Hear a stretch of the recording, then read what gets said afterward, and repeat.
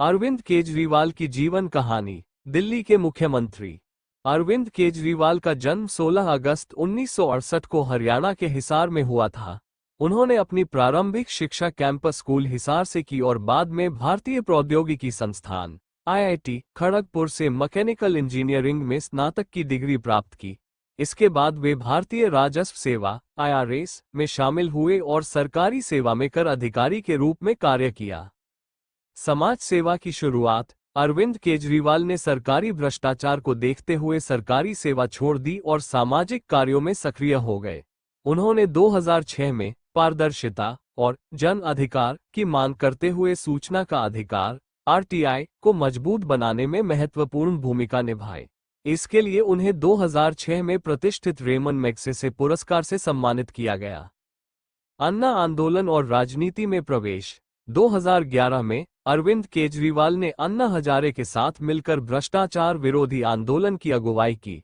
इस आंदोलन से जनलोकपाल बिल की मांग की गई, जिसने पूरे देश का ध्यान खींचा। हालांकि सरकार द्वारा ठोस कदम न उठाने के कारण केजरीवाल ने राजनीति में आने का निर्णय लिया। उन्होंने 2012 में आम आदमी पार्टी (आप) का गठन किया। मुख्यमंत्री के रूप में कार्यकाल 2013 में अरविंद केजरीवाल की पार्टी ने दिल्ली विधानसभा चुनाव लड़ा और उन्होंने पहली बार मुख्यमंत्री पद की शपथ ली, लेकिन सरकार केवल 49 दिनों तक चली।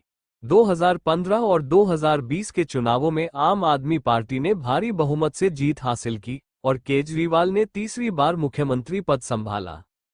उनकी नीतियां और योगदान अरविंद केजरीवाल ने दिल्ली में शिक्षा, स्वास्थ्य, बिजली और पानी जैसी बुनियादी सेवाओं में सुधार किया। उनकी सरकार ने मोहल्ला क्लिनिक, सरकारी स्कूलों में सुधार और महिलाओं की सुरक्षा के लिए कई योजनाएं चलाईं।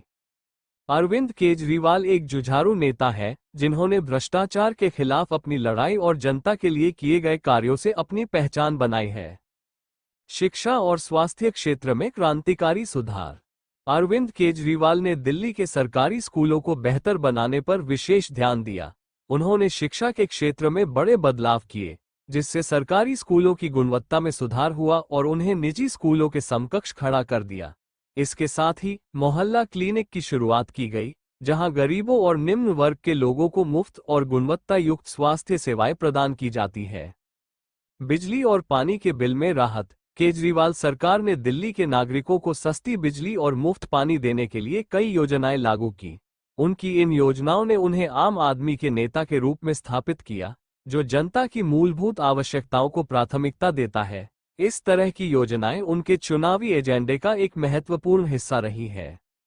राजनीतिक संघर्ष और आलोचनाएं अरविंद केजरीवाल का राजनीतिक सफर संघर्षपूर्ण रहा है। केंद्र सरकार के साथ उनके लगातार टकराव, उपराज्यपाल के साथ सत्ता के अधिकारों को लेकर खींचतान और विपक्षी दलों द्वारा उन पर लगाई गई आलोचनाएं उनके कार्यकाल के दौरान चर्चा में रहीं। हालांकि केजरीवाल ने हर बार अपने कार्यों और जनता से जुड़े मुद्दों पर ध्यान केंद्रित रखा और अपनी छवि एक साफ सुथरे नेता के रूप में बनाए रखी। राजनीतिक दृष्टिकोण अरविंद केजरीवाल खुद को एक साधारण नेता मानते हैं, जो राजनीति में बदलाव लाने और जनता की भलाई के लिए काम करने की इच्छा रखते हैं। उनका उद्देश्य पारंपरिक राजनीति से हटकर जनसेवा करना है। उनकी पार्टी आम आदमी पार्टी भी इसी सिद्धांत पर आधारित है, जिसमें आम आदमी की समस्याओं को केंद्र में रखा गया है।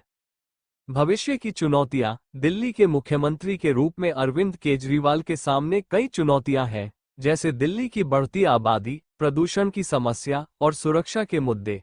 हालांकि उनके नेतृत्व में किए गए कई सुधारों से उन्हें जनता का लगातार समर्थन मिला है। अरविंद केजरीवाल की जीवन यात्रा एक प्रेरणादायक कहानी है, जिसमें एक साधारण व्यक्ति ने कठिन परिस्थितियों में भी जनसेवा का संकल्प लेकर राजनीति में कदम रखा और एक बड़े बदलाव का नेतृत्व किया।